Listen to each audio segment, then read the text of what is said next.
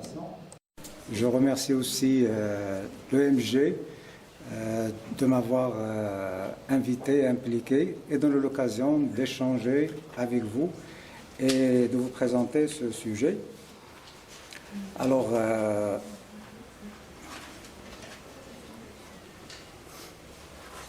marche? Non? Je vais vous présenter un sujet sur les systèmes cobotiques. D'accord? Alors évidemment, quand on dit un système cobotique, c'est un système qui est essentiellement centré sur l'homme, sur le facteur humain. Alors, comme vous savez, aujourd'hui, nous sommes... Le micro, d'accord. Et je n'ai pas de micro. Je me place ici. Non, je vais me mettre là, ça marche. La technologie, la robotique, les ordinateurs, les smartphones, etc. sont parmi nous, on les utilise en masse. Alors pour ce qui est des cobots, dans l'avenir, ça va devenir de plus en plus utilisé. C'est comme l'avènement des ordinateurs. Au départ, les ordinateurs étaient utilisés par des spécialistes, par les scientifiques, etc., les grandes entreprises. Puis aujourd'hui, on voit que les ordinateurs sont partout, dans toutes les maisons, chez les enfants, etc. Les téléphones aussi. Alors pour les cobots, ça va devenir la même chose. Dans l'avenir, ça va être quelque chose de très important. Alors, il y a le côté industriel, mais il y a aussi le côté domotique, utilisation dans les maisons et ainsi de suite. Alors, vous pouvez imaginer, là où vous avez besoin d'un troisième bras, ben, vous allez acheter un cobot qui va vous aider à travailler.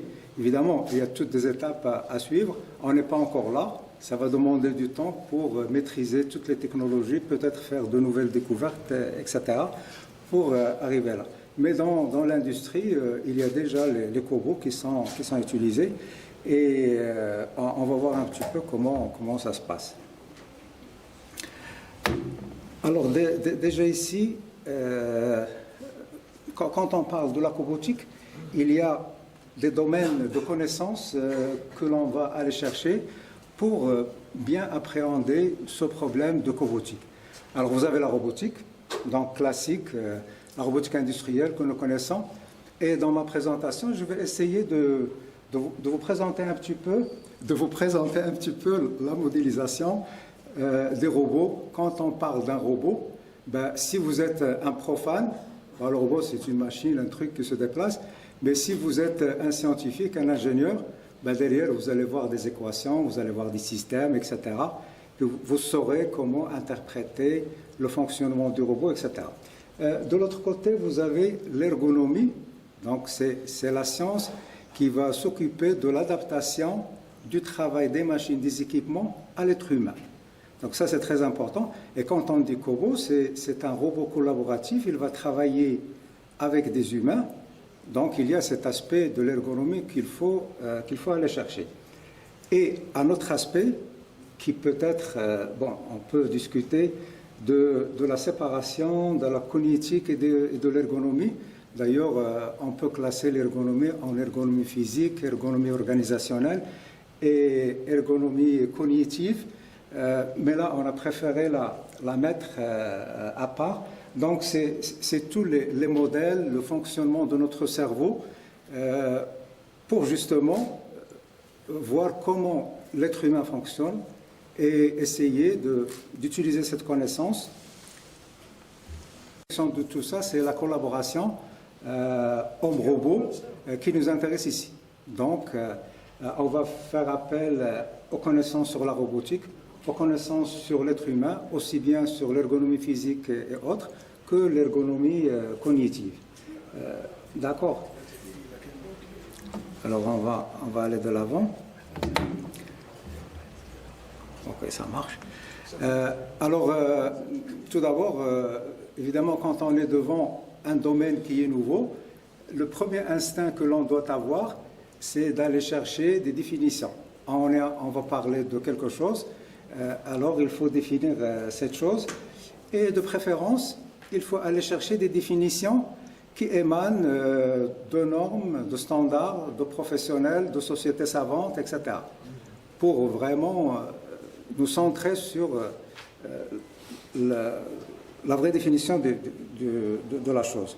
Donc ici, c'est quoi un robot? C'est une machine où derrière vous avez un ordinateur. C'est une machine qui est reprogrammable ou qui est programmable et qui peut automatiquement réaliser différents types d'actions. Donc ça, c'est un petit peu la définition. Il y a aussi d'autres définitions. Ça dépend. Vous avez des définitions ISO, vous avez des définitions RII, etc. Bon, c'est les grands. Vous avez l'ISO, surtout européenne, etc. Puis vous avez le point de vue américain. Il y a les autres aussi. Alors, c'est toujours un appareil ou une machine qui va réaliser un ensemble d'opérations qui sont difficiles pour l'être humain et qui peut-être vont permettre à l'être humain de se libérer de ces tâches difficiles, etc., onéreuses, pour faire des choses qui ont beaucoup plus de valeur ajoutée. Et c'est un petit peu l'esprit de la robotique, c'est essayer d'introduire les robots dans des chaînes de production et pour faire des tâches qui sont plus ou moins difficiles et libérer l'être humain à faire des choses plus intéressantes, etc. Donc, alors, ce qui est important ici, c'est que c'est une machine reprogrammable. Donc, quand on parle de la flexibilité, c'est un terme clé ici, parce qu'un robot, aujourd'hui, parmi leurs caractéristiques, c'est qu'ils sont légers, ils sont facilement programmables. Vous pouvez les mettre à différents endroits. Vous pouvez les mettre sur une table roulante, vous pouvez les déplacer, travailler le matin ici, ou sur un produit, après vous pouvez les déplacer ailleurs, etc. Donc cette notion de reprogrammabilité est clé ici. Alors évidemment,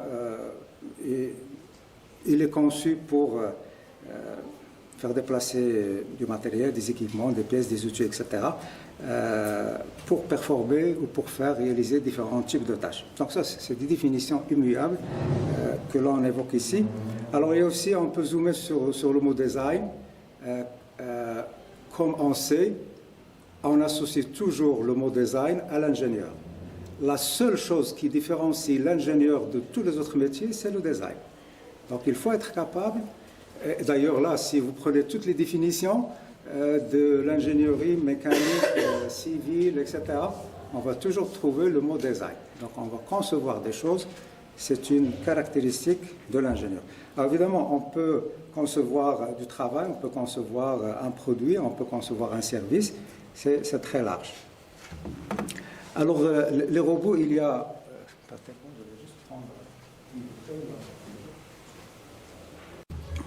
En cherchant, vous pouvez chercher dans l'historique, les archives, etc. Alors ce qui a attiré mon attention, c'est le côté civilisation islamique, c'est que les musulmans étaient parmi les premiers, sinon les premiers, qui ont développé le système robotique. D'accord? Et là, si vous regardez la deuxième partie, c'est Al-Jazari qui a développé des systèmes, bon, c'est les ancêtres de l'automatisation. Aussi, j'ai lu que Harun al-Rachid avait offert à Charlemagne, dans le temps, des mécanismes qui faisaient des jeux de musique, etc. Donc des choses extraordinaires il y a 1000 ans à peu près. Donc finalement, ça existait depuis longtemps. On était les précurseurs. Bon, peut-être il faut revenir là-dessus. Et là, on voit un petit peu la panoplie des inventions qui sont passées dans l'histoire. Par exemple, vous avez des robots qui vont rouler, donc avec des systèmes de locomotion. Il y avait des robots qui ont été développés avec des systèmes de préhension. Évidemment, à chaque fois qu'il y a une nouvelle technologie, la vision, le traitement d'images, etc., on a fait des découvertes. Alors, le numéro 6, vous avez le robot Unimate. C'est quelque chose d'intéressant. C'était un point important dans la robotique industrielle quand on a placé un robot Unimate dans l'industrie, etc. Et ainsi de suite. Bon, après, il y a les robots, différents types de robots que vous pouvez trouver sur le net. Alors, les types de robots, il y en a plein. Bon, tout le monde les a vus à la télévision. Dans les films, etc., vous avez différents types de robots, les robots démineurs, les robots qui vont aider les médecins, les petits jouets, et puis avec l'intelligence artificielle, on peut avoir des accompagnateurs dans la maison, etc.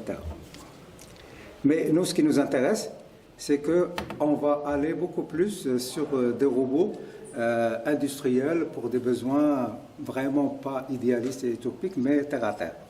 Alors, comme j'ai dit tout à l'heure, il y a le côté robot. Donc, on va voir c'est quoi un robot sur le plan mathématique, qu'est-ce que ça fait, etc.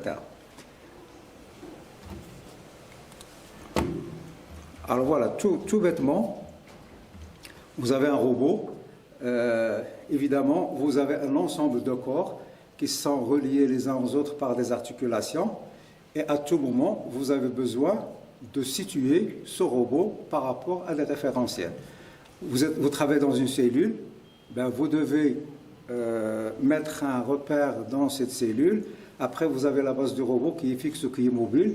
Donc, vous devez mettre un système d'axe ou un référentiel, et sur chaque corps, et sur l'organe terminal, etc. Et après, il faut relier tout ça. À chaque moment, vous devez savoir quelle est la position généralisée, orientation et position, de n'importe quelle partie du robot par rapport à n'importe quelle autre partie, et surtout par rapport à sa base ou par rapport à la cellule quand il s'agit de coopération avec les autres. Donc ça, on peut dire que c'est de la mécanique classique. Pour modéliser un système, vous mettez un système d'axe. Après, dans la robotique, ce qui est intéressant, c'est qu'on a développé des spécificités qui sont devenues de la robotique. Par exemple, ici, pour passer d'un système d'axe à un autre, on a proposé ce qu'on appelle la méthode de Denavit-Hertenberg, qui a été proposée en 1955. Il y a le fameux article de Denavit-Hertenberg qui sont deux chercheurs qui ont proposé cette méthode. Et pour passer d'un système d'axe à un autre, ben, on va passer par 4 transformations qu'on va multiplier pour obtenir le résultat. Et évidemment, si vous avez une articulation, ben, vous allez utiliser une matrice de Denavit-Hertenberg. Donc il y a le côté mathématique. Quand on parle d'un robot, il y a aussi cet aspect mathématique qu'il faut aller voir. Alors après, ben, tout simplement, il y a des modèles, le modèle géométrique, le modèle cinématique, le modèle statique, le modèle dynamique. C'est-à-dire, à chaque fois que vous aurez besoin de quelque chose, il faut aller le chercher. Bon, par exemple, le modèle géométrique, c'est que à un certain moment, vous avez le robot qui est dans une certaine configuration, vous allez chercher les valeurs des actionneurs ou des moteurs, et puis vous allez les intégrer dans votre modèle, et il va vous donner la position et l'orientation, par exemple, de l'organe terminal. Souvent, on va s'intéresser à l'organe terminal.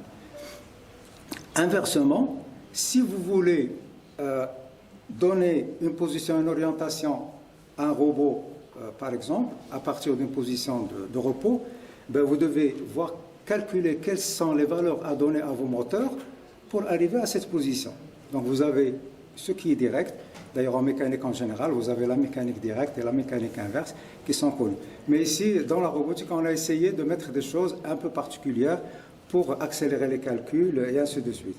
Alors, le modèle cinématique, c'est la même chose. Si vous voulez, dans la mécanique directe, si vous avez des actionneurs et qui sont actionnés à certaines vitesses, ben vous pouvez connaître à travers les calculs les vitesses de l'organe terminal ou de n'importe quel corps, etc. Et inversement, si vous voulez par exemple vous déplacer pour faire un soudage avec un robot, donc vous devez vous déplacer avec une certaine vitesse, donc à chaque fois vous devez avoir un modèle qui va vous calculer les valeurs à transmettre à vos moteurs pour pouvoir faire ce fonctionnement-là. Donc tout ça, c'est devenu des choses acquises. Alors quand on présente au grand public un cobo, un robot, ben, tout ça c'est acquis. Il y a des gens qui vont le faire, qui l'ont déjà fait, qui incluent dans les modèles, etc. Et alors les robots, ils ont plusieurs degrés de liberté. Bon, les robots plans, on n'en parle pas. Les robots à 3 degrés, 4 degrés, 5 degrés, 6 degrés, etc.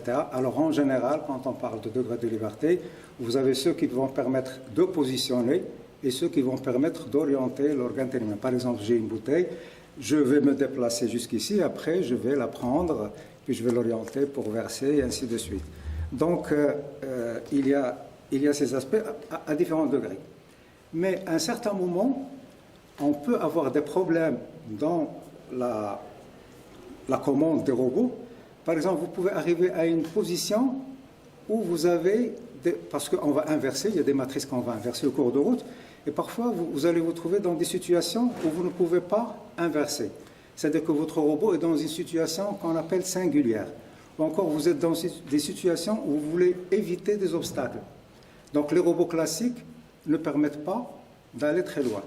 Alors, on a mis en place ce qu'on appelle les robots redondants. Alors, comme vous savez, pour positionner et orienter n'importe quel objet dans l'espace, on a besoin de 6 degrés de liberté. Mais ici, on va utiliser beaucoup plus de degrés de liberté pour ceci. Donc, on a plus de degrés de liberté qu'il ne le faut. Et ça pose des problèmes mathématiques, des problèmes de modélisation, de résolution, etc.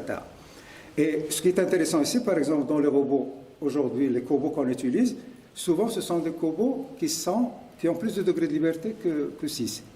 Souvent, ils sont à 7, ils peuvent être à 9. Il y a ceux qui sont à 15, surtout ceux qui ont 2 bras. Donc, ils ont 15 degrés de liberté. Donc là, c'est une petite schématisation de robot, mais un robot vraiment réel que nous avons ici. Alors, sur le plan mathématique, comme j'ai dit, là, bon, on a exagéré. On a les 6 coordonnées, 3 pour la position, 3 pour l'orientation. Et on a dit que j'ai un robot avec 100 articulations. On est à 7, on est à 9 aujourd'hui. On n'est pas encore à ce point-là. Donc là, vous voyez que j'ai une matrice qu'on appelle la jacobienne. Et cette matrice, ça c'est la cinématique directe. Et puis pour la cinématique inverse, il faut l'inverser. Alors, on sait inverser des matrices carrées, on a des algorithmes et tout, mais pour inverser des matrices rectangulaires, c'est un peu plus difficile, d'accord? Donc là, il y a des algorithmes, il y a des gens qui ont travaillé là-dessus, et on appelle ces inverses des pseudo-inverses, et non pas des inverses, ou encore des inverses généralisées. Donc là, il y a des mathématiques derrière, voilà, donc ça c'est le jacobien classique. Alors, ce qui est intéressant dans ces robots redondants, c'est que, vu que vous avez beaucoup de degrés de liberté, ils vous permettent de continuer à faire la tâche tout en évitant les obstacles. Je suis en train de souder, ben, j'ai un obstacle, ça me permet de bouger tout en continuant à faire la première tâche. Alors ça, on avait travaillé il y a longtemps, moi, bon, quand j'ai fait ma thèse, j'ai travaillé un petit peu là-dessus. C'était sur les bras canadiens qui allaient dans l'espace pour récupérer les satellites pour la maintenance. Bon, il est recroquevillé sur lui-même, après il doit se déployer pour aller chercher ça, donc il doit suivre une trajectoire tout en évitant les obstacles s'ils sont en cours de route, etc. Alors aujourd'hui, on va utiliser ça. Dans l'avenir, ce n'est pas encore fait parce qu'il n'y a pas beaucoup de degrés de liberté. C'est-à-dire que vous avez un robot qui va évoluer dans un espace de travail, et là il aura la possibilité justement, si vous approchez, aujourd'hui quand vous approchez il va arrêter, donc il y a des mécanismes de sécurité pour s'arrêter, mais dans l'avenir, si on a beaucoup de degrés de liberté, il va toujours continuer à travailler et en vous évitant, tu peux passer, moi je continue toujours à travailler, etc. Donc vous voyez, c'est tout un monde derrière. Évidemment, vous avez le côté dynamique. Quand vous avez un robot, il y a 2 aspects ici, statique et le côté dynamique. Il y a un robot qui est en train de travailler, il est en train de déplacer une charge, vous rentrez dans son enceinte, par mesure de sécurité, tout va s'arrêter. Le robot il s'arrête, il va rester accroché ici. Ben, il faut calculer les efforts et les couples à transmettre au moteur pour qu'il reste dans cette position statique, où les vitesses et les accélérations sont devenues nulles. Donc vous voyez, il y a tous ces modèles géométriques, cinématiques, statiques et dynamiques qui sont à l'intérieur, et au besoin, on va faire appel à l'un ou l'autre pour faire ce travail. Donc pour les ingénieurs, pour les scientifiques, ils doivent connaître qu'il y a derrière de la technicité, il y a de l'ingénierie, il y a des mathématiques, il y a tout ce que vous voulez, etc. Puis évidemment, dans la robotique, on a essayé d'adapter les connaissances de la mécanique générale à des cas particuliers. On utilise Euler, Euler-Lagrange, Hamilton, les équations de Kane, etc. Alors toujours, on a essayé d'optimiser, de rendre la chose facile à calculer. D'ailleurs, quand on prend les matrices homogènes, au lieu d'utiliser des torseurs à l'européenne qui sont compliqués à programmer, on utilise des matrices homogènes et ça marche très très bien pour la programmation. Donc ça, c'était brièvement un petit peu le côté robot. C'est juste pour vous dire que les robots, ça se modélise. Il y a des équations différentielles, des équations algébriques, des algorithmes pour faire tout ça. Donc derrière, il y a tout ça. Alors de l'autre côté, vous avez l'humain qui va travailler dans cette cellule robotique. Alors, donc vous avez le modèle de l'agent, du robot, pour ce qui nous intéresse, on l'a vu. De l'autre côté, vous devez avoir des modèles humains. C'est-à-dire l'être humain, il est là, il a une façon de voir les choses, il a son physique, etc. Comment il va interpréter les informations, comment il faut présenter les informations pour qu'il les comprenne relativement facilement, etc. Il y a le côté cognitif, il y a le côté comportemental, il y a les conséquences du travail sur la personne, et ainsi de suite. Donc, pour travailler dans la robotique, il faut avoir des connaissances aussi bien scientifiques sur la robotique que sur le facteur humain. Évidemment, souvent, ce n'est pas la même personne qui va faire tout ça. Vous avez des spécialistes. Sur un poste, vous allez avoir un ergonome, vous allez avoir un programmeur, vous allez avoir un électricien pour le côté contrôle, etc., etc. Et puis, au milieu, vous avez la tâche à réaliser. Donc, pour l'être humain, vous avez, pour qu'il soit performant, il faut s'occuper du côté organisationnel, la culture de l'entreprise, le leadership, le management du système, la participation. Si par exemple je prends la notion de participation, si vous voulez implémenter un système robotique et vous ne faites pas participer depuis le début les opérateurs, ça ne va pas marcher après. Donc là, il faut vraiment les impliquer et savoir comment les impliquer et ainsi de suite. Vous avez work design, on revient encore au design des postes, c'est le design du travail, parce que là on va parler de robots, de cobotique, donc d'un système de collaboration, et il faut le concevoir, et il faut tenir compte de tout ce qui se trouve à l'intérieur du poste. Alors par exemple ici, on parle des tâches, on parle des alarmes. Quand vous faites de la robotique, vous avez les systèmes d'alarme, les seuils des alarmes, est-ce que l'alarme va se déclencher assez tôt, assez tard, et tout ça, c'est des choses qui sont standardisées, normalisées. Vous ne pouvez pas faire n'importe quoi. Il y a des calculs des standards. Quand vous allez appuyer sur le bouton d'arrêt, combien de temps ça va faire pour que la machine va s'arrêter après, sachant que la personne va se déplacer avec une certaine vitesse et ainsi de suite. Donc tout derrière est maîtrisé, calculé et verrouillé, comme on dit. Et aussi, vous avez le côté compétences, connaissances, entraînement des gens. Il faut les former sur quelque chose de nouveau, et ainsi de suite.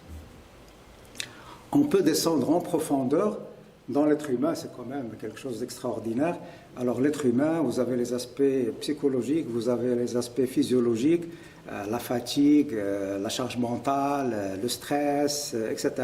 Donc tous ces aspects, il faut en tenir compte quand vous êtes en train de concevoir votre système robotique, ou votre système cobotique plutôt.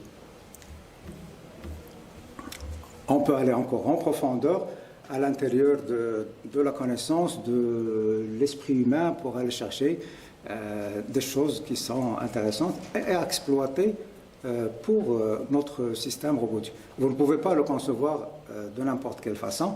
Alors évidemment, les gens qui présentent les règlements et les normes et les standards, ils vont essayer de tenir compte de toutes ces connaissances et puis ils vont vous les présenter, soit qu'ils vont les intégrer directement à partir du design dans les robots, soit qu'ils vont vous les présenter de façon simple, procédurale, et que vous n'avez qu'à suivre les procédures de cette façon-là.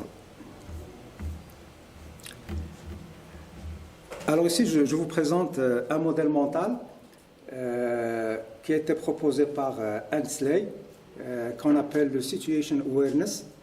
C'est le modèle de la conscience de la situation. C'est-à-dire que quand vous êtes dans une situation, cette personne Hensley, qui est famous people aujourd'hui, elle a proposé un modèle comment l'être humain il réfléchit quand il est dans une situation déterminée. Alors là, on a dit, vous avez situation awareness, vous avez decision and action. Donc, et déjà ici, on a séparé les deux. On a séparé la conscience de la situation de la décision, de l'action. Donc c'est très important quand vous êtes en train de concevoir un système avec des displays, avec des alarmes, avec des écrans, etc. Il faut avoir connaissance de tout ça. Donc il y a la perception, la compréhension et la projection. Vous devez percevoir toute l'information, donc elle doit être perceptible pour vous, d'accord? Après, vous devez la comprendre en fonction de vos connaissances, en fonction de votre mémoire longue, de vos expériences, etc. Et puis après, vous allez vous projeter dans l'espace et dans le temps. Je donne un exemple simple. Vous êtes sur le bord de la route et puis vous voulez traverser la route. Ben, qu'est-ce que vous faites?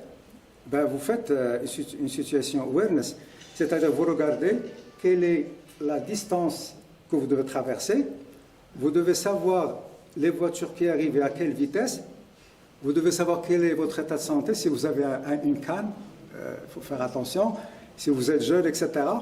Et là, donc, vous vous projetez dans l'espace et dans le temps. Vous dites, si je traverse, dans la prochaine seconde, ou là, les 2 et les 3 secondes prochaines, les voitures ne vont pas arriver, je serai capable de traverser. Et une fois que vous avez fait cette projection, vous passez à l'action. Donc vous voyez qu'on essaie de dissocier, et c'est un modèle qui est très très connu et très utilisé dans le domaine de la recherche et de la compréhension du modèle cognitif humain et aussi du design des displays sur... Alors évidemment, ce Situation Awareness a été étendu à l'équipe. Quand vous avez une équipe de travail, plusieurs personnes qui travaillent, chacun a une perception, donc il faut qu'il y ait une communication entre les deux. Est-ce qu'on a compris la même chose, etc., etc. On peut parler du pilote et du copilote dans le cockpit de l'avion ou dans n'importe quelle situation. Et ça, c'est des choses que nous, on peut utiliser pour la cobotique. Donc, il y a équipe entre le robot et la personne. Voilà, donc j'ai essayé de vous présenter un petit peu les ingrédients qui interviennent dans la cobotique et dans l'utilisation du cobot. Alors, avant d'aller plus loin, encore par manie, je vais vous présenter une petite vidéo, c'est la seule, pour ne pas trop vous encombrer. C'est juste pour vous montrer un petit peu, on va présenter un robot qui est en train de travailler avec un ouvrier et vous allez sentir un petit peu que c'est pas comme si vous travaillez tout seul. Il y a du stress, il y a beaucoup de concentration, il y a des dangers, etc. Et tout ça, il faut le prévoir avant. Parce que qu'est-ce qui se passe? Vous êtes sur un poste où le robot n'existait pas. Et vous devez donc tout mettre en œuvre pour que ça se passe correctement, qu'il n'y ait pas de problème. Et là, on va voir dans les normes qu'il y a le concepteur et le fabricant, vous avez l'intégrateur des applications, vous avez l'utilisateur, vous avez plusieurs gens, plusieurs interlocuteurs, et tout est normalisé, tout est standardisé. Vous ne pouvez rien faire tout seul. D'accord? Alors, est-ce que je peux passer juste... Back to 1868. Our product, from basic switches and sockets, Mainly thanks to the ability from basic switches and sockets to intelligent and more intelligent systems. the fact that it can handle small parts, UMI has fallen in line with the concept of manufacturing medium-large series, where full automation is not yet profitable.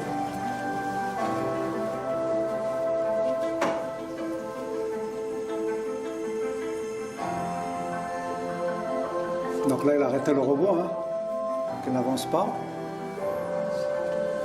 UMI not only increases work productivity, but it also enhances the quality of the working environment for employees because it relieves them from having to perform ergonomically demanding handling of small parts.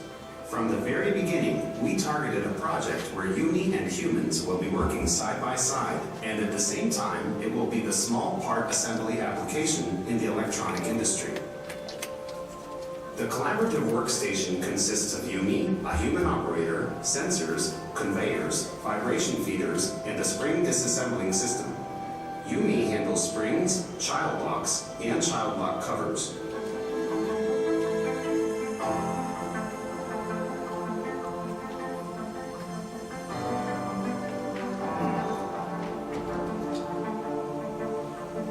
This robot solution brings unique advantages to the assembly process, including greater flexibility, improved quality, increased safety, and better workplace ergonomics. Today, the most difficult part of the work is Ok. On va arrêter.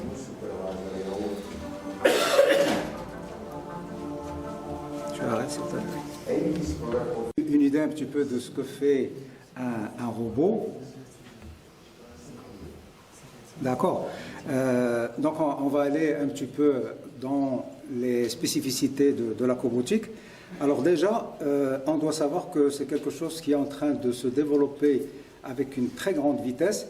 Là, on nous donne des chiffres que le marché mondial des cobots va atteindre les 9 milliards et quelques d'ici 2027, d'après un rapport de recherche d'une institution, et que tout le monde est enthousiaste pour les robots, mais quand même, nous, en tant que Marocains, qu'un pays, disons, en voie de développement, ou émergent, comme on dit, on utilise des termes plus intéressants, des pays émergents, il faut voir, est-ce que la cobotique, c'est quelque chose qui est intéressant pour nous ou non? Est-ce qu'on va être obligé de la faire parce que les gens la font ou non? Alors par exemple, on sait que pourquoi les Occidentaux, les pays développés essaient d'accélérer ceci. Déjà, on a vu qu'en utilisant les robots industriels, il y avait des limitations à cause des grandes vitesses, des dangers, etc. Et on a voulu réintroduire l'être humain à l'intérieur. Pourquoi? Parce que la population chez eux est vieillissante, donc il n'y a pas beaucoup de main-d'œuvre qui vont rentrer. Si vous prenez par exemple les Japonais qui n'ouvrent pas les robinets de l'immigration, ils utilisent beaucoup de robots, justement pour contrecarrer un petit peu cette défaillance en main-d'œuvre, etc. Et puis sur le coût aussi, c'est intéressant. Chez les Allemands, par exemple, le coût de la main-d'œuvre, c'est 40 € l'heure. Dans les pays de l'Europe de l'Est, c'est quelque chose comme 12 €. En Chine, c'est quelque chose comme 9 €. On a fait le calcul pour le cobot, c'est 6 € par heure. Donc vous voyez comment les gens, ils vont essayer de s'accaparer ça. Donc ils vont rapatrier encore leurs industries, ce que nous avons connu, c'est-à-dire comment ça s'appelle, c'est-à-dire mettre à l'extérieur les industries, peut-être qu'ils vont les ramener chez eux. Donc là, il faut faire attention avec ça. C'est une technologie, elle est là, peut-être que c'est un passage obligé, mais il faut l'adapter à nos besoins. À quel moment on en aura besoin, comment il faut l'utiliser, etc. Il n'y a pas que la technique, mais il y a tout le côté stratégique, vision à long terme, se positionner par rapport aux autres, etc. Donc tout ça, c'est intéressant. Alors, ici, le robot deviendra-t-il collaborateur si j'enlève la clôture de protection d'un robot industriel conventionnel? Oui ou non? Par exemple, là, on a un petit singe. Si vous le libérez, est-ce que vous allez vous assurer que ça va marcher? Non, ça ne va pas marcher, il va faire n'importe quoi. Alors le robot, c'est la même chose. Si vous lui enlevez la cage, sans prendre les précautions qu'il faut, ben, ça ne marchera pas. Donc il faut absolument réétudier, réorganiser, revoir les choses, parce que quand il n'y a plus de cage, ben, c'est que les gens peuvent rentrer, et s'ils rentrent, il faut qu'il y ait des protections de différentes façons, etc. Donc déjà, il y a un travail à faire pour passer de la robotique industrielle à la cobotique. Un travail surtout de sécurité et de standards et de réglementations à respecter. Alors, il y a un passage obligé par les normes. Il ne suffit pas d'appeler votre robot collaboratif, il doit répondre aux exigences des normes internationales dont la principale est l'ISO TS 15066. Comme je disais, c'est qu'il ne suffit pas de dire que mon robot est collaboratif si jamais il ne respecte pas la norme. Vous pouvez avoir le même robot, s'il est en train de transporter des cartons de manutention, il est collaboratif. S'il transporte une arme, il n'est plus collaboratif. Ça ne marche pas. Vous ne pouvez pas obtenir l'autorisation d'implémenter un robot qui va représenter un danger pour les gens. Donc la notion de collaboratif, elle est conditionnée par le respect de la norme. Alors les normes, il y en a plusieurs. Alors vous avez ici la norme TS, Technical Specification, 15600, c'est la fameuse, c'est la plus récente, etc. Et elle vient compléter les autres normes dans le domaine de la robotique et de la machinerie, qui est l'ISO 10218-1-2. Et heureusement, j'étais agréablement surpris. en cherchant les normes, de les trouver qui sont déjà au Maroc. On a déjà ces normes au Maroc. Ils sont adoptés par l'IMANOR, etc. Ce qui est quelque chose d'intéressant. Donc, et puis à gauche, vous avez l'équivalent en normes américaines. C'est la même chose, avec quelques petites différences. C'est le RIA. C'est Robot Industry Association, qui est sous l'égide de l'ANSI, l'organisme américain de la normalisation. Donc, dans les normes ici, pourquoi il y a les normes? C'est d'abord pour nous aider à bien étudier les robots et les implémenter, et nous donne une réglementation, une déontologie à suivre. Alors, dans les normes, vous avez les TS et vous avez les TR. Vous avez les TR, c'est Technical Report, c'est informatif, et les TS, c'est normatif. C'est-à-dire que ce sont des exigences que vous devez respecter. Donc, vous avez la norme 10218-1, c'est pour les robots et les dispositifs robotiques, en général, qu'il faut respecter si vous voulez installer un robot. La deuxième, c'est les systèmes robots et intégration. Donc, vous avez le robot tout seul, et avant le robot, vous avez les normes sur les machines. Pour pouvoir, si vous êtes un concepteur ou un fabricant de machines, vous ne pouvez pas sortir une machine n'importe comment, il faut respecter une réglementation. Si vous voulez faire le marquage, par exemple, Communauté économique européenne, il faut respecter des règles. Si vous voulez faire la norme marocaine, Made in Morocco, etc., vous devez respecter la norme marocaine, c'est-à-dire montrer les limites, montrer les caractéristiques, présenter les prospectus d'utilisation, etc. Donc, il y a des normes sur la machinerie en général. Et ici, quand on parle des robots, surtout la norme 10218, on parle de quasi-machines. Vous avez les machines et vous avez les quasi-machines. Alors, une machine, c'est quelque chose qui fonctionne, mais la quasi-machine, ce sont les robots. Parce que quand on parle de robot, c'est sans la main. Vous avez le robot, c'est le bras manipulateur sans la main. Donc, le robot, vous pouvez l'utiliser pour différentes choses. Donc, le concepteur, lui, il va vous fournir la quasi-machine. Et après, pour faire la machine, vous allez ajouter les end effectors. Les effecteurs, c'est-à-dire les outils, etc. C'est là que ça va devenir vraiment votre robot. Et ça se fait à travers ce qu'on appelle des applications. Alors, le langage utilisé dans la cobotique, ce sont le langage des applications. Alors, les applications, ce sont les intégrateurs qui font les applications. Alors, qu'est-ce que ça veut dire? Vous allez acheter un robot chez un constructeur, et puis après, vous avez un client, une entreprise qui veut faire une application. Donc, il va inviter un intégrateur, donc ce sont des spécialistes qui vont étudier le poste de travail, vos besoins, faire les observations, etc., pour essayer de recueillir tout ce qu'il faut pour vous choisir les outils adéquats pour ceci. Donc, il y a les intégrateurs, et après, vous allez avoir les utilisateurs, bien sûr. Alors, si vous êtes un utilisateur et vous intervenez sur le robot, vous tombez sous la rubrique du fabricant ou du concepteur. Donc, vous devez aussi respecter la fabrication. Si vous êtes un intégrateur et vous faites des modifications sur le robot, vous devenez aussi fabricant. Donc, à chaque fois, vous devez respecter toutes les normes, etc. Donc là, c'est-à-dire la conclusion de cette partie-là, c'est que c'est normalisé, c'est standardisé, et on ne peut pas faire de la cobotique sans passer par là. Et on comprend bien parce qu'il y a des humains qui sont à l'intérieur, les aspects sécurité sont très importants à tenir en compte, et puis il y a aussi la rentabilité, il faut que ce soit rentable pour les gens. Je prends un exemple d'une utilisation qui n'a pas fonctionné dans la cobotique. C'est qu'il y a une entreprise qui met des sacs de lessive, Tide, Omo, etc., dans des cartons. Et le problème, c'est que ces boîtes n'avaient pas toujours la même dimension. Parfois, ils sont plus ou moins grands.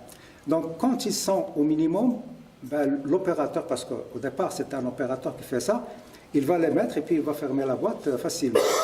Mais quand il y a, par exemple, si on tombe sur une situation où on a le max, il n'arrive pas à les rentrer, il va commencer à les enfoncer, etc.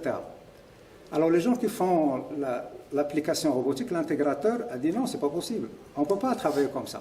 Soit que vous devez revoir l'amont, c'est-à-dire revoir la conception de vos produits pour essayer de réduire les tolérances pour pouvoir faire ça de façon automatique. Sinon, ça ne peut pas marcher. Et ça n'a pas marché. Il y avait aussi d'autres exemples où donc, les applications robotiques peuvent marcher dans des conditions bien déterminées, aussi bien en préservant la santé et sécurité de l'opérateur qu'en améliorant la productivité et la rentabilité de ces robots-là.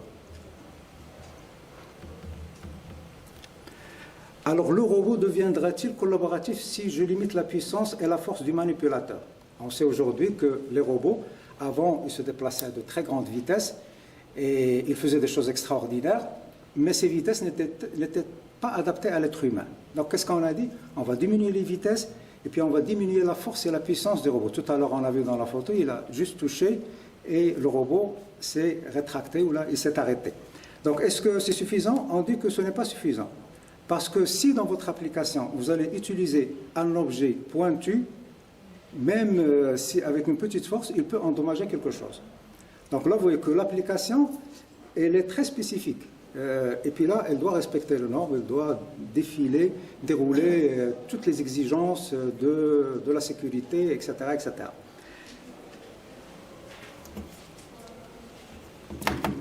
Alors, quand on parle des opérations collaboratives, il y a 4 formes de collaboration, et ça c'est ce qu'on appelle les BAB de la connaissance dans le domaine de la cobotique, et sont cités dans la norme TS 15066. Alors, vous avez la première forme de collaboration, c'est l'arrêt de sécurité contrôlée. C'est-à-dire, bon, on va voir ça dans le détail, dès que vous approchez une certaine distance, le robot va s'arrêter, sachant qu'il n'y a pas de cage, il n'y a pas de clôture, rien. Et puis vous avez le guidage manuel, c'est un guidage, c'est-à-dire que c'est au moment de l'apprentissage, vous allez guider votre robot. Par exemple, je vais lui demander de prendre cette bouteille de là et de la poser là. Donc je vais venir ici, puis je vais appuyer sur le bouton, et ici les boutons que l'on utilise sur les cobots, ils sont installés sur l'organe terminal, sur la partie terminale. Vous avez des caméras, puis vous avez des boutons. Je prends, j'appuie sur le bouton, après je vais le déplacer, je vais le poser ici, j'appuie sur le bouton, le robot va mémoriser tout ça, il va utiliser les modèles dont on a parlé tout à l'heure, et il va faire le travail.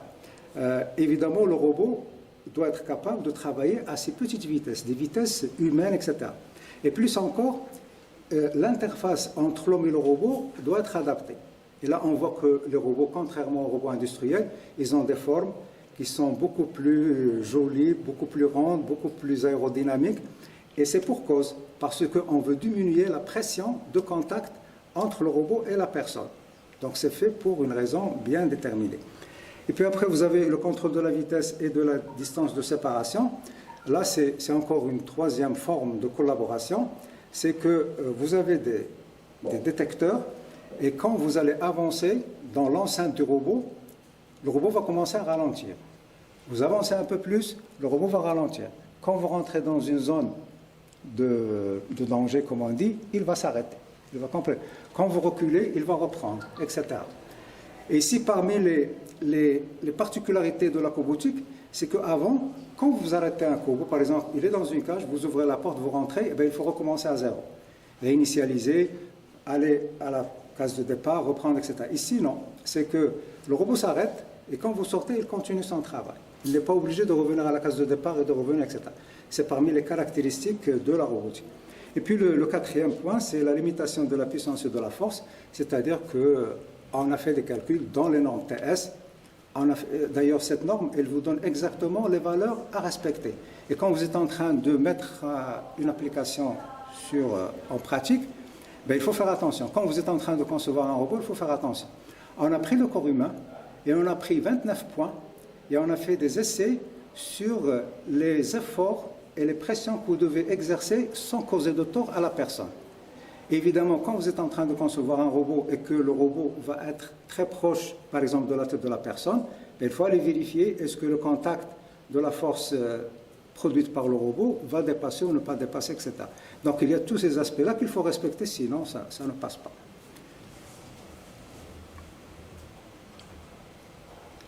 Donc là, bon, avec un peu plus de détails, on peut passer.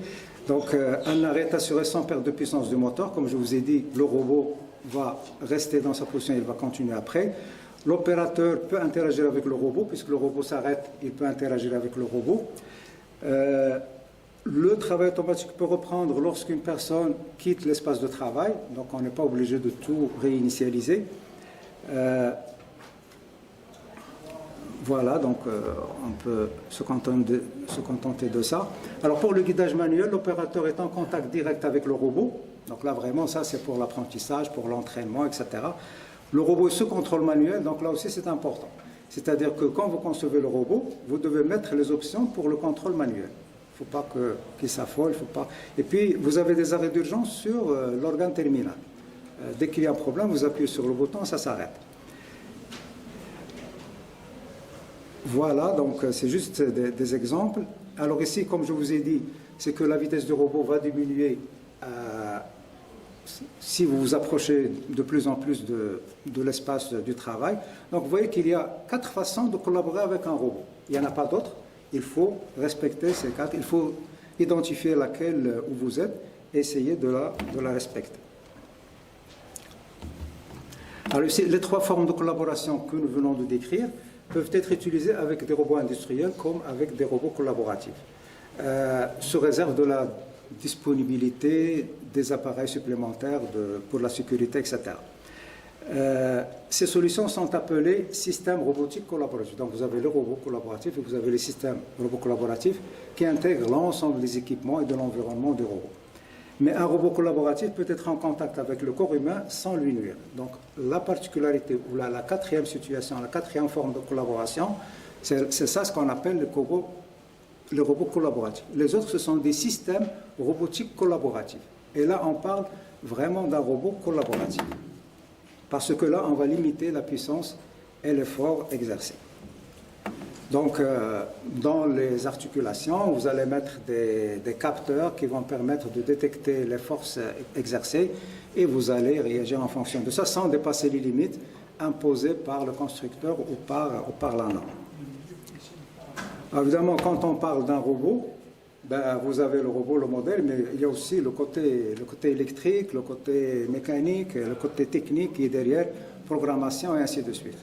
Donc, il faut voir le côté utilisation, mais il faut aussi voir le côté maintenance du robot. Et puis, il y a aussi d'autres aspects. C'est les aspects quand il y a un problème.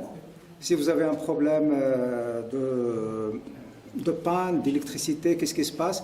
Si vous avez une pièce qui tombe en panne à l'intérieur, qu'est-ce qui va se passer? Alors, on dit, quand vous êtes en train d'étudier une application robotique, il faut passer en revue toutes les possibilités, théoriques, etc., et dire, ça c'est un danger, voici comment je vais le résoudre, voici comment je vais le régler, etc., etc. Tous les dangers prévisibles et imaginables, vous devez les évoquer dès le départ. Il y a un autre aspect aussi quand on parle de ce contact direct entre l'homme et la machine. Il y a ce qu'on appelle les contacts de transition et il y a les quasi-statiques contacts. Alors le contact de transition, ok. C'est 5 minutes. Ok, ça marche. Oui, c'est bon, ça va marcher. Alors, ici, on dit, si vous touchez le robot, là, et puis vous reculez la main. Et l'autre aspect, c'est quand vous êtes coincé vraiment. Vous êtes coincé là, qu'est-ce que vous faites? Il y a un problème, etc. Donc tout ça, ce sont des situations qui arrivent par expérience, qu'on a relevées et auxquelles on a essayé de répondre techniquement, etc. Alors peut-être que je vais terminer peut-être avec ça. Évidemment, qu'est-ce que le robot peut faire bien? C'est-à-dire ce que je peux faire comme application robotique et qu'est-ce que je ne peux pas faire. D'accord? Alors ici, il y a plein de choses. Alors ce qui est conseillé, c'est que vous pouvez aller des choses les plus simples. D'ailleurs, on conseille aux gens pour réussir les premières implantations des systèmes robotiques, c'est de faire des choses qui sont simples. Des choses que vous maîtrisez déjà manuellement, avec les opérateurs. Vous allez essayer de les adopter et ne pas aller chercher des choses qui sont très complexes, qui vont demander peut-être beaucoup d'investissement, beaucoup de compétences, etc. Alors ici, il y a 10 étapes ou 10 domaines d'intérêt qu'il faut voir. Vous avez la productivité. Comment je vais améliorer la productivité? Alors souvent, on va vous demander de choisir des choses sur lesquelles vous pouvez améliorer la productivité, des choses simples. pick and vous prenez puis vous déposez, etc. Reach and play load, c'est-à-dire quels sont l'espace que vous allez atteindre et quelle est la charge que vous avez soulevée. Donc ce qu'on conseille aux gens, n'essayez pas de déplacer des charges lourdes, n'essayez pas d'aller dans des espaces qui sont grands, essayez d'abord de travailler dans des choses qui sont simples. Et ainsi de suite, pour l'orientation et la position des pièces, il faut essayer d'amener des pièces qui sont simples, qui ont une forme géométrique simple pour pouvoir les déplacer facilement. Si vous avez des pièces qui sont compliquées, des pièces qui sont présentées en vrac, ça va être difficile, il faut avoir un système de vision, etc. Donc on conseille dans la cobotique de commencer par des choses simples, avant de chercher, après peut-être vous aurez de l'appétit pour faire des choses plus intéressantes. Il y a les grip and effector, vous avez la programmation et la logique. Donc ici, l'un des aspects de la cobotique, c'est important, c'est qu'on a facilité la programmation. Ce n'est plus des choses qui sont compliquées, c'est des choses simples, move, grasp, release, donc des choses simples que n'importe quel opérateur peut faire. Et ça, c'était un point fort. Mais il y a aussi les côtés sécurité.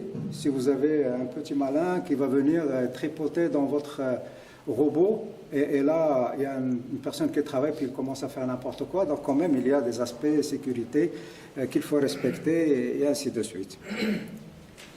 Voilà. Alors, donc tout ça, c'est expliqué. Je vais peut-être...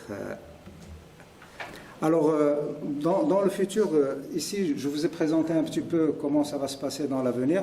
2019-2027, vous voyez qu'il y aurait beaucoup de développement de l'industrie de la cobotique. Et là, on vous montre un petit peu dans tous les domaines, agroalimentaire, de la santé, de l'usinage, électronique, automobile, etc. Donc, cette discipline a de l'avenir. Voilà. Et voilà, je vous remercie. Donc, j'ai terminé. Alors, on vous remercie, M. Cherkaoui, pour la présentation. C'était une présentation sereine. On a l'impression qu'on est dans un cours à l'école Mohammedia, c'est ça, tu vois. Alors, on va prendre quelques questions de la salle. Oui, alors maximum c'est 2 questions, M. Boudier et professeur Chahiti. En tout cas, moi j'avais commencé à descendre déjà, j'ai fini ici. En fait, c'est très clair. Alors d'abord, je reviens sur ce qu'on a dit tout à l'heure. Ce que vous avez dit tout à l'heure, que les musulmans étaient parmi les premiers à évoquer justement la robotique. C'était justement à l'époque de Jazaré, c'était au XIIIe siècle. Entre parenthèses, c'était un ingénieur qui a vécu en Kurdistan et qui avait travaillé beaucoup sur ce qu'on appelait à l'époque en fait, c'était la mécanique, et c'était à base d'énergie hydraulique. En fait, c'était de l'eau. À l'époque, il n'y avait pas d'électricité, et quand même à l'époque, ils ont réussi à faire un robot. C'était d'ailleurs un robot qui était à l'époque donné au sultan, et ça l'a aidé justement à faire sa prière, à faire l'odo avant la prière. En fait, c'était connu, c'était un document qui était d'ailleurs, et on avait présenté ça. Alors en fait, moi, pour moi, en fait, puisque le l'honneur de l'industrie 4.0, pourquoi c'est beaucoup que d'ailleurs, et d'ailleurs j'ai vraiment été très heureux d'entendre qu'effectivement il y a des ontologies dans le domaine de la politique. Et là, il faut respecter des normes, ce que je ne savais pas. Alors d'abord la première question, est-ce que vraiment, ce qu'on voit dans les films, parce que vous savez que ça va d'une vitesse très très grande, ceci, est-ce que vraiment on voit des films qu'il y a des robots qui sont autonomes, qui deviendront autonomes par l'intelligence artificielle, ça leur donne une intelligence et peuvent prendre des décisions eux-mêmes. Est-ce qu'on peut arriver un jour qu'un robot sorte des zones de contrôle? C'est la première question. Je peux pas. Alors la deuxième question, en fait, c'est en Maroc maintenant, par exemple dans des écoles d'ingénieurs. Si par exemple je mets une équipe d'ingénieurs mécaniques, par exemple, d'électricité, d'informaticiens, d'automaticiens, électroniciens, est-ce qu'on arrivera un jour à faire un robot local, mais en partant de zéro, vraiment de zéro jusqu'à la fin? Voilà. Oui. Merci. Rentable, ça c'est une autre histoire. Donc la question c'est, après, c'est la rentabilité. Pour fabriquer un produit, tu peux te débrouiller. Tu as parlé de grandes équipes, de plusieurs personnes, elles vont être plus ou moins performantes. Au départ, d'ailleurs, quand on parle du design, l'un des concepts du design, c'est il faut commencer. Il faut commencer quelque part. Il faut commencer, après, on va améliorer. D'ailleurs, le processus de design, il est itératif. Souvent, les gens ne comprennent pas ce genre de choses. Il faut commencer quelque part. Tu commences, tu dessines, tu fais un petit truc, tu fais un petit avion que tu fais voler avec du papier, et après, ça va s'améliorer. Je crois que c'est possible. Et puis, quand on parle d'une école d'ingénieur, c'est surtout le processus d'apprentissage qu'il y a derrière qui est intéressant. Tu n'es pas obligé d'arriver. D'ailleurs, comment s'appelle l'avion, la Concorde. La Concorde, c'était un grand projet européen dans lequel qui a foiré après, mais les Européens, ils ont appris tellement de choses à travers ce programme. Donc c'est vrai qu'il n'a pas abouti, il n'a pas concurrencé Boeing et Airbus, mais il y avait beaucoup de choses que l'on a appris dans ce programme. Donc il y a le contenant et le contenu. Donc oui, on peut faire des choses. Après, le côté rentabilité économique, vendabilité, c'est autre chose. Aujourd'hui, tu as des machines, tu as des robots, des ordinateurs qui sont capables de prendre des décisions, de faire des calculs extraordinaires, peut-être d'en intégrer des sentiments. Tout à l'heure, on a parlé de la logique flow, introduire des situations incertaines. Après, s'il y a la miniaturisation, tu peux rentrer ça dans un robot. On a parlé du cloud, c'est-à-dire qu'on n'est pas obligé de tout avoir sur le robot. Ça peut être le calcul fait. On a parlé de edge computing hier, c'est-à-dire faire des calculs peut-être à l'extérieur. Donc on peut avoir plein de choses. C'est possible, moi je crois que c'est possible. La première question de mon confrère, concernant, vous avez parlé de mon collaborateur, donc dans vos collaborateurs. On sait bien qu'actuellement, la robotique combinée avec l'intelligence artificielle, donc de plus en plus, on est en train de créer des robots de plus en plus intelligents et capables de prendre des décisions, d'élaborer des programmes. Est-ce que, avec les normes, est-ce qu'on est préparé pour les 20 ou les 30 prochaines années qui viennent pour lutter contre voilà, s'ils prennent la décision ou prennent le dessus.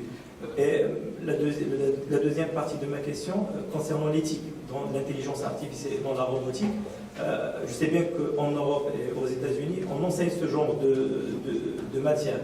Vous êtes un connaisseur du domaine au Maroc. Est-ce que dans les universités marocaines, on enseigne l'éthique dans le domaine de robotique et de l'intelligence artificielle? Quand on veut se projeter sur un horizon, par exemple, de 20 ans, si vous prenez les normes, ils ont une durée de vie de 4 ans, 5 ans, 6 ans. Donc, d'ailleurs, quand on va produire une norme, on va commencer à réfléchir en fonction des changements, des nouveautés, des évolutions à la prochaine norme. Donc, on ne va pas très loin. Peut-être qu'il y a des gens qui travaillent sur le long terme, les théoriciens, etc.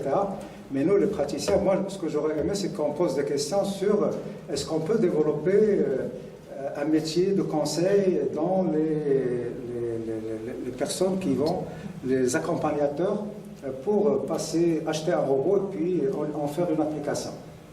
Ça, c'est quelque chose qui m'intéresse. Terre à terre, c'est un chantier que l'on peut explorer, il est à la portée de nos mains et on peut faire des choses. Et la partie je ne peux pas, on peut dire tout ce qu'on veut, mais quand tu avances quelque chose qui n'est pas basé sur de la recherche, ça ne vaut rien. Effectivement. Peut-être qu'il faut aller chercher l'information ailleurs.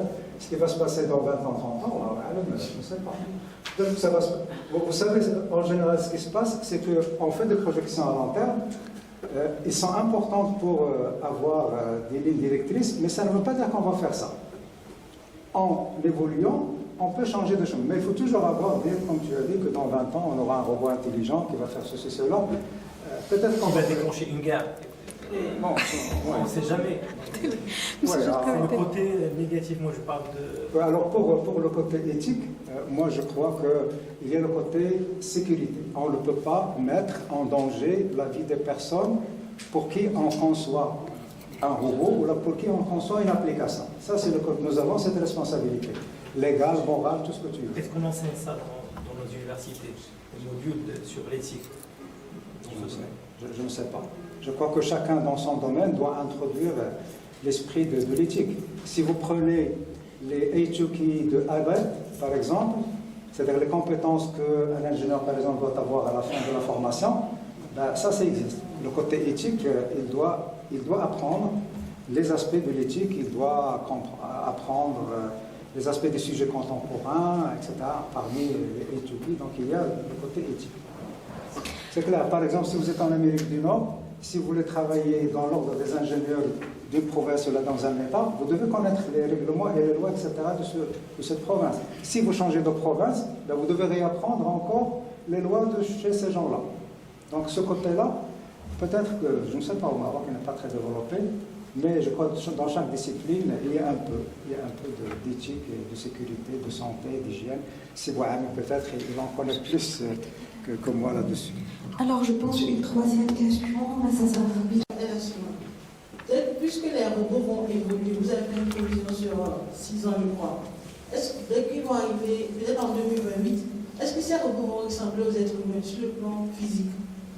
Est-ce qu'ils vont ressembler aux êtres humains sur le plan physique? Parce que supposons que en 2028, les parents sont occupés, ils ont décidé d'avoir un petit robot pour s'occuper de leur enfant. Ce robot va ressembler à un assemblage de pièces ou va ressembler à un être humain, côté physique. Et si cela arrive, que va devenir l'humanité? Merci. Alors, moi, ce que je sais, c'est déjà, et on a les exosquelettiques, c'est-à-dire dans l'industrie, nous avons des robots. Tu vas les prendre comme une combinaison, par exemple, tu veux prendre des jours de charge. D'accord? Ce n'est pas possible pour l'humain. Donc, il va s'habiller avec cette combinaison, donc avec une main qui va supporter sa main, qui va supporter. Comme Jimmy Crowder qu'on avait vu avant pendant les films, vous pouvez prendre des choses. Donc, ça existe déjà. Alors, le problème qui se pose avec ce que vous avez dit, de s'occuper de bébés, etc., on l'a vu dans la robotique, il y a les normes, il y a les standards. Si on arrive à respecter, à concevoir des machines et qui respectent tous les aspects de la sécurité, oui, ça va se passer. Alors l'être humain, il est toujours intelligent, il trouvera sa place. Il est toujours supérieur à toute machine. Alors, je pense qu'on va